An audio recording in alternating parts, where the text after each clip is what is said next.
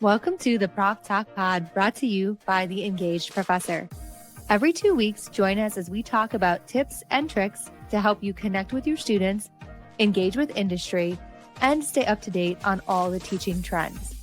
We'll give you actionable strategies that will help improve your teaching today. Thank you for being here. Let's get started. Hey everyone, welcome to the Prof Talk Pod. I am super excited because today we have a new guest. So instead of Galen joining us, we have Katie. Katie Metz is a teaching professor at Indiana University in the accounting department, but her expertise is in international tax and policy. So a little bit different of a perspective from our sport management, kind of marketing focused, media focused perspective we've had. And I'm pretty excited because Katie agreed to join for a series of 3 podcasts for now. So if you would just want to tell us a little bit about yourself, Katie, and your teaching journey. Yeah, sure. So I've been at Indiana University as a faculty member for about 15 years. I came from industry, actually. I came from public accounting, like you mentioned, an international tax policy and consulting background. Have an MBA in international economics, and my goal, since I have been in a faculty role, is to really think about teaching as an experiential component of my students' career journeys, especially because my students are so career driven, and use a lot of my practical background, probably similar to you, in the classroom and outside. So thank you so much for having me. I love that so much. And it really is going to be fun to have just, maybe just different what people would think of as a more specific, like there are rules and these are the things you Yeah. do. I think that's what most people think about when they hear accounting and law, tax law. And I don't know that most people know that it's not quite as cut and dry and simple as that in a lot of cases. So I'm excited to hear your perspective as we talk through some of the different topics we have. Our first one is actually on transparency and learning and teaching, which some of our listeners might know as TILT or the TILT method and the application of that in higher ed. And I know this is something that you are really interested in, and it does tie with a lot of the things that we've talked about in the pod, but I think it's great to think about the process part of Tilt. So I'd love for you to tell us a little bit about Tilt and where you came across it and what kind of made you decide to implement that into your teaching. Yeah, sure. So TILT is stands for Transparency in Learning and Teaching in Higher Ed. And it was a project that was, I think, sort of spearheaded by Marianne Winklemas, she was at UNLV in around 2013. She's published quite a bit on pedagogy, pedagogical best practices. And she and colleagues started a survey that sort of addressed initially, and this is how I got interested in it, in inequities in the classroom. So just basic inequities. I was reading an article a couple days ago, and I'm confident it was on TikTok. I can't cite my source. I'm sorry, Becky. Basically, that like 54% of Americans have a sixth grade reading level or below, and yet the information that we are transmitting to the average American, quote unquote, is somewhere between 11th and 15th grade reading level, which for people like us, who are in higher education might sound like, maybe um a flex, I would say. But the reality is we have a lot of students who are socioeconomically or educationally disadvantaged before they even step into our classroom. And so the tilt method, I got interested in it by going to a seminar at our Indiana University Bloomington's Center for Innovative Teaching and Learning. They did a workshop, and I think I did like a series of 2 or 3 to just learn a little bit about the method, and more importantly, how it could create more equity among all of my students without going through and pointing to each student. Are you a first gen student? Do you have access to these resources? Sort of level the playing field for everybody, regardless of their background or existing skill set when they come into my class. I think that's such a good point too, because it wasn't until a couple years into my teaching career where I recognized that the way I was even writing exam questions was Yeah. putting up barriers for students. I remember in my recreation class, I had used a example for a short answer question about a young man who worked at a golf course in the pro shop. And Mhm. I had a student ask during the exam, they're like, "I know nothing about golf. I've never been Right. to a golf course. I have no idea what this means." And it was the first moment where I was like, "Oh, not everybody comes in with the Yes. same perspective." And it seems like a silly, obvious thing that maybe you should realize, but I came, from a small town in farming community. My family didn't have a lot of money, and yet I didn't recognize that everybody would have a different perspective, and they maybe lived in a big city and never saw some of the things I did. So I think it's such an important element is that equity in just how we're conveying information. And I'm curious, as you think about the tilt method, if you want to tell us a little bit about like how that impacts the assignments or the way that you approach working with students in your classroom so we can kind of see what it. Yeah. So to be honest with you, I wouldn't say that it directly impacts much. For me, I have a couple of assurances when I use this method. One, the research supports that you only have to do it one time. So for one assignment, the entire semester, it does not need to be a method that you engage in over and over and over and over for every single assessment in your class. Just one instance of using it in your class in a given semester is enough to pretty fundamentally change the way your students are able to comprehend what is being asked of them. And then the second piece then that follows is to be completely honest with you, it's easier for me to organize stuff that way. Once you implement the tilt method, I use it for major assessments. And I think, Becky, you and I are going to talk in a future podcast about active learning strategy. So I'm not going to get a lot into that right now. But I have a lot of different assessments in my classes throughout this semester. And this is one I use in the big ones, right? Purpose, task, criteria. It helps keep me organized. So I don't have to be thinking about how I'm setting up and framing an assessment over and over and over. It just translates, it scales well.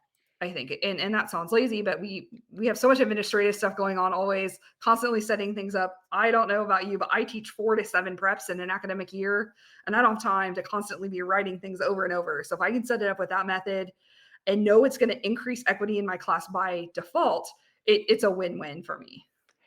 Well, one of the things too that I think that so starting making sure the major assessments for sure, and depending on your workload and your ability to do this and how it works for your students, because all students in all classrooms and all universities are different. I know when I started at KU, the KU student was very different than students I'd taught at Illinois State University or Yeah, University of the Pacific.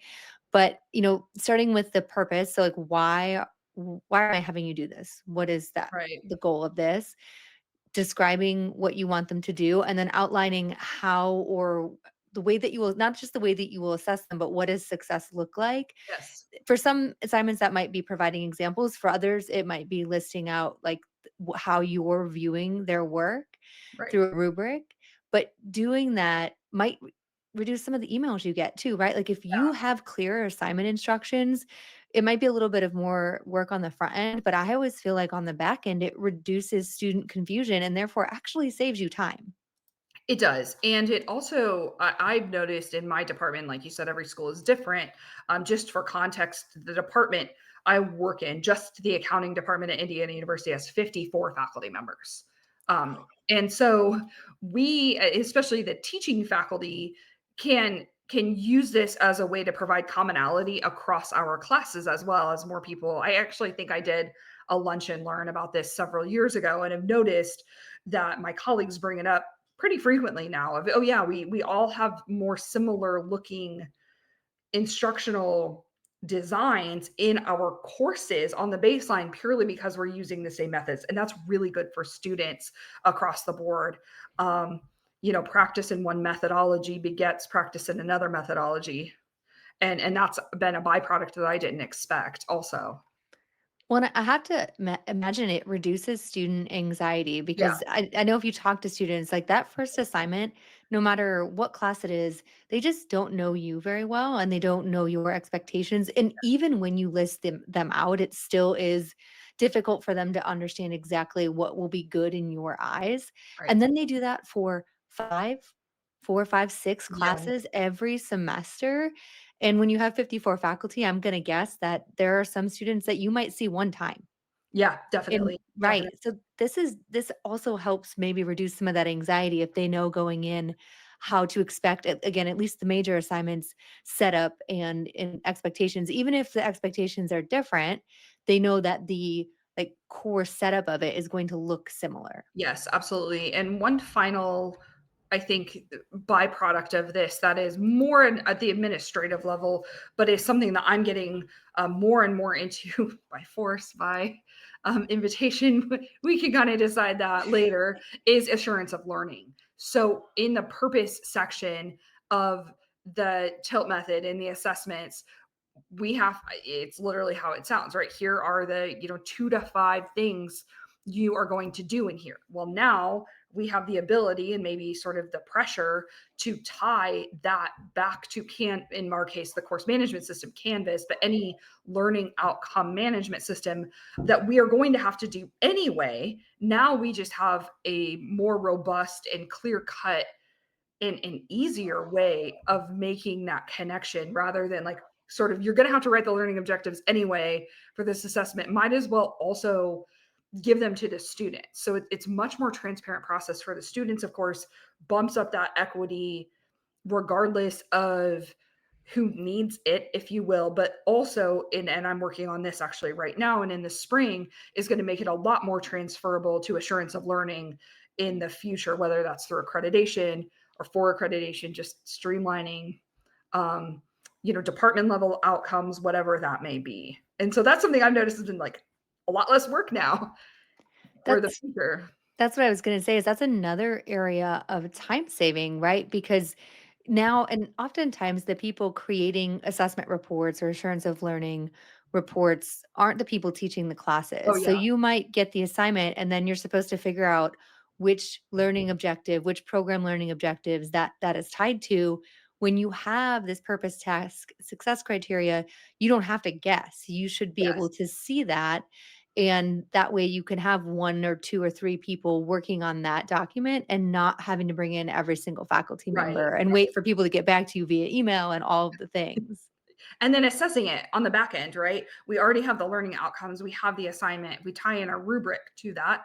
We can literally just populate the rubric with those learning outcomes that we told our students about and move on. I know my students care a whole lot right now about transparency in assessment, in our grading, no mysteries. And just by setting up that format, even without a rubric, although that's helpful, really enhances that, like you said, kind of fewer emails from students, absolutely right, but makes them feel more comfortable. One, that we are actually accomplishing what I said we were going to accomplish that semester. It's written there. And two, they have a very clear, scaffolded understanding of their expectations for the assessment. Well, Galen and I have talked about this a couple times on the podcast as well, but I think especially the next generation of students, we underestimate how much they actually want to understand Yeah. the purpose behind what we're doing. They're not saying we're not doing it right. They just want us to transparently tell them this is how this ties to the thing I said we were going to do. And this is why it matters for whatever your next step might be. Maybe that's, the next class in the program. Maybe that's an internship. Maybe it's your next job. And I think this is a really great framework for people who haven't thought through it and really could use some kind of guidance as to how they want to set that up. Yeah, and it's so easy to set it up too. It looks pretty, by the way, in assignments. If you integrate it with Canvas, it does. I know that sounds like crazy, but it looks really nice. But it's just really it's a really, really easy thing we can do for our students and for ourselves. And I think I personally am not somebody who loves fire drills. So if I'm going to have to do it anyway, whether that's our assurance of learning, matching it learning outcomes to prior prereqs. So I tend to teach upper level classes, so prereqs in my case, but postreqs or coreqs. It's so much easier to just grab this document or grab it from Canvas than it would be to try to create something like this from scratch when it becomes, an emergency to do it. I think that's a really good point. And the other kind of positive outcome or benefit to student learning is it also forces us to think intentionally about our assignments. Like if you cannot Mhm. clearly communicate purpose, task, and success criteria, the assignment itself might not be a good assignment and Oh, for you sure, or might need to components of the assignment. Right, and Yeah. that you don't necessarily think about that sometimes unless you have this process you're going through, and especially for people who may have been teaching a very long time and need to revisit those things that might have seemed clear to you 15 years ago, it might not be as clear when you actually walk through that process. I think that's a really great outcome of it too. Yes, it totally is. That's a really good point. It helps put a refresher, a spin on the assessment. We can talk about learning outcomes if you'd like, on a future episode of this. But one thing that I say all the time is like you might do that in your class, but do you actually assess it? So cool story that we are doing that in class, but are we like working in teams is a great example of this, right? Is that actually a measurable outcome of this assessment or even of the class? And if no, let's get rid of it. We're not assessing it. Move on. We're having this conversation, I know, a lot in many classes with AI. The TELT method or just any structure for organizing our assignments clearly like this is another useful way for us to check ourselves about whether we are asking our students to replicate something that is in line with the learning outcomes for our course to begin with, rather than just, a task that we thought would be fun or interesting for them to do. Yeah, and I think it also maybe helps you take a look, and I would love to talk about learning outcomes or learning objectives at some point, Yes. because I think it also forces you to look at your learning objectives, and if they are written to like, we need to know A, know B, know C, like that, our students are capable of more than that. And while it's important to have knowledge in our classes, like what are the things that your assessments actually just testing that? Or Yes. are you thinking about like, how can I create something that allows them to demonstrate they know the things beyond taking an exam? And I think there's some opportunities to use this method to then say, how are my learning objectives what I actually want them to be? Or have I kind of just gotten comfortable with them? Well, and are they rigorous enough, right? So Bloom's taxonomy in action here. So we might just, if this is all about it's exams or assessments, if this is all about remember, understand, remember, understand, even analyze, we are not getting to meaningful critical thinking and analysis in our assessment. We might need to rethink those learning outcomes and the task for the assessment itself. I know that's happened to me before. Am I just asking them to regurgitate something that they could do pretty easily? Or am I actually asking them to think higher in the Bloom's taxonomy pyramid where they're evaluating or maybe even creating something from the work that we have done up to this point in the course? Yeah, I think that's such a great point, and I'm going to write down a note because I feel like we could talk about learning objectives in the context of Oh, generative AI in a future yeah, pod, and I think that would be a really useful way to think through that. So writing that down. definitely. So I'm curious, since you've worked on this with colleagues in the accounting department, have there been any challenges or pushback on this idea of adopting more transparency in how you're teaching, or any challenges you've heard or seen? Um, not explicitly that I have heard or seen. I mean, I think the piece that seems to come up with anything we do or challenge ourselves to get better is that it's work. It's extra work for us to incorporate this. And I would push back on that and say, we do it once and then all of our assessments look like that. I have not updated the way my assessments look in a really long time, even though I've updated the content of them. And like I said, I think this semester I'm teaching, or this year I'm teaching, 5 different preps.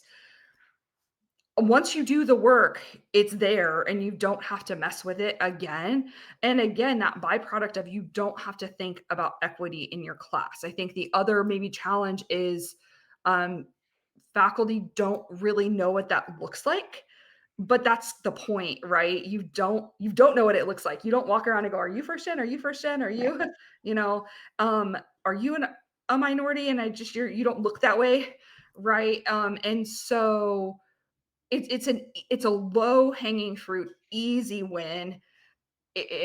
I challenge anybody who's considering this or considering refreshing to take 10 or 15 minutes to just go through and restructure your assessment really fast and see how fewer emails, you put it, you get just by intentionally considering how you are framing your learning outcomes. The other challenge that I do hear about sometimes, well, if we're giving it away, aren't grades going to be higher? And the answer is like, actually, no, they're better, because if you have an expectation in your head for what something is going to look like, and I know we've all done this as a faculty member, you want those deliverables, whatever they may be, whether it's an exam, or some sort of other deliverable, to look the way you hoped it would look. And I've caught myself in a rut before, going, "Why didn't they fall? Why didn't they do that? I thought they were going to," and it's like, well, I didn't tell them that that was a part of the criteria, right? So spelling it out actually helps with the clarity of that assessment, but not everybody's always going to do it, right? You just know that you put them in a position to have greater success on the front end than you would have by just, randomly writing something. Well, and I think that as I think about it, one of the things teaching in a really creative discipline I worry about is like, I don't want it to be so structured that there's not freedom for creativity and freedom for them to use critical thinking skills. But I think the way that I hear you talk about it is it's less about creating like step 1, step 2, step 3. If you do all of those, you get an A. It's more like the purpose, like, why are we doing this? Here's what I want you to do. Here's how I'm going to evaluate it. And maybe here's some options for how you might submit that. And then you Right. could think about creating assignments with maybe 3 or 4 options for deliverables that they get to pick from that allow them to do things in that more creative way. But I Yes. I that's the one pushback thing I think I could see people saying, "Well, won't this turn it into a check the box assignment?" I don't know if you have any other thoughts on ways that it Yeah, doesn't do that. I think it actually opens up your ability if you have the time and um sort of willingness to do it, to be more creative then in your assessments rather than, oh my gosh, I'm just gonna have to grade this one thing over and over. Oh, I don't want them to do the exact same thing. So I teach, I would say, like medium, large scale classes. I know that everybody has a different definition of that, but my undergrad classes tend to be around 50 students. And so one of the easy ways I kind of enhance the creative component of it is by assigning my students different companies or different topics and rotating those through. It's the exact same assignment with the exact same criteria, and they're rotating through, in the list, but 3 to 4 students per topic for this assessment with the exact same criteria means that the scale is going to be the same, whether, regardless of who they're assessing or the topic that they're assessing. But it leaves a little bit more wiggle room for me and them to get a variety of deliverables. Yeah, I love that as an option, and I think a lot of it comes down to there are some assignments where, your purpose, task, and success criteria might be specific enough to help students, but not so specific that you feel like you're telling them exactly what to do, and in other instances, it will be a lot more specific, and it's gonna depend on the level of the class, right? Like, Right. I we talk a lot about scaffolding, I talked about it on the last pod a little bit, but I think sometimes we forget to think about scaffolding across a curriculum. So the way that I might treat an assignment for a 100, 200 freshman level class and the way I would treat it for upper level classes like you tend to teach are probably going to be different and should be different because we're scaffolding across the curriculum too, if we're really thinking big picture about it. And I think this can help do that. Yes, absolutely. And I mean, I guess I'll go back to especially if we're incorporating learning outcomes into the curriculum, right? Is we will know what our prereqs and our postreqs and our co-reqs are doing to that end. I mean, the reality is, right, like we hope that best practices you're teaching involve a rubric anyway.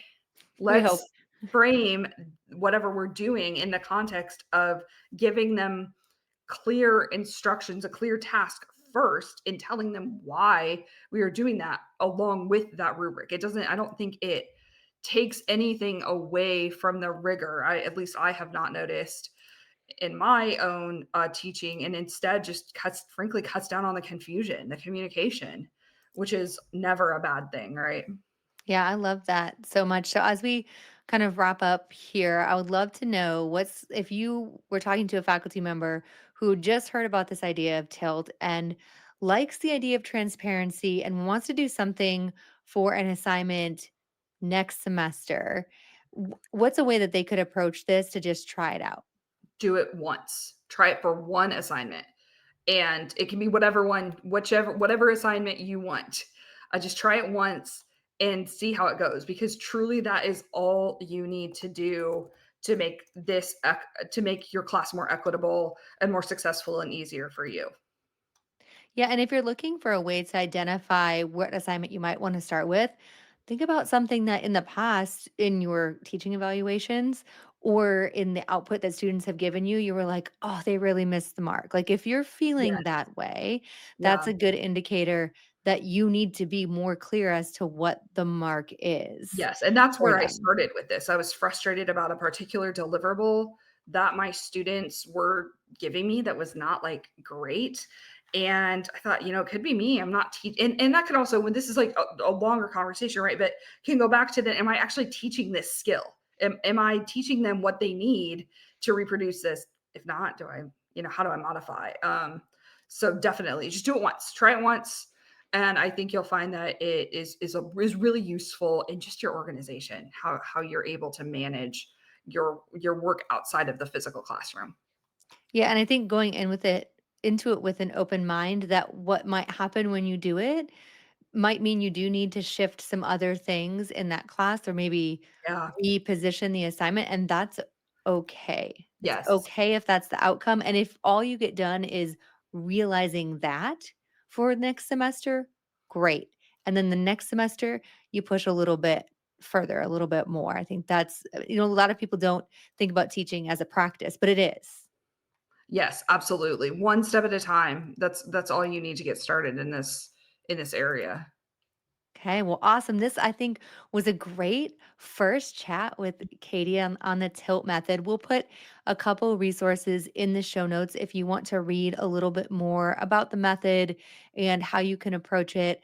Like Katie mentioned, there is research on the implementation of it. It's been around for as almost as long as I've been teaching. Yeah. And so, you can visit those as always. If you have questions, you are certainly welcome to reach out as individuals who work at public universities. You can find our email addresses quite easily, but I will also put mine in the show notes for you all. And we appreciate you listening to us. And if you would subscribe, like, share us with somebody, especially somebody that might have said that phrase of the students are missing the mark. If you think this could be helpful for them, we would appreciate it. And we will talk to you next time.